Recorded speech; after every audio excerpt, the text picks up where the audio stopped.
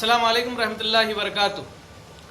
All India ideal teachers association Telangana की जानिब से आज तेलंगाना सरकार ने जो एसएससी से मुताल्लिक़ फ़ैसला लिया है उसका खैर मक़दम किया जाता है। महकमे तालीम के लिए एसएससी के इम्तिहानात का इनेक़ाद या फिर उसके नताइज का ऐलान एक मसला बना हुआ था। बहुत सारी कोशिशें की गई, लेकिन आज जो फैसला किया गया कि इम्तिहानात नहीं होंगे, इंटरनल मार्क्स की बुनियाद पर नताइज का ऐलान किया जाएगा, ये बहुत सही फैसला है।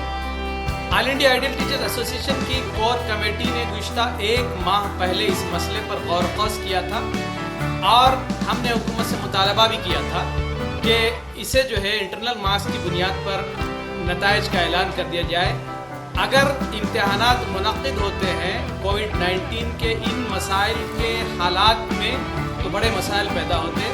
5.5 लाख तलबा हैं, सरकारी महकमे के सारे अफसरान हैं, अमला है और फिर स्कूल मैनेजमेंट है, तलबा के सरपरस्त है। 15 लाख लोग इस सारी सरगर्मी में हिस्सा लेते, जो इन हालात में बहुत गलत बात थी।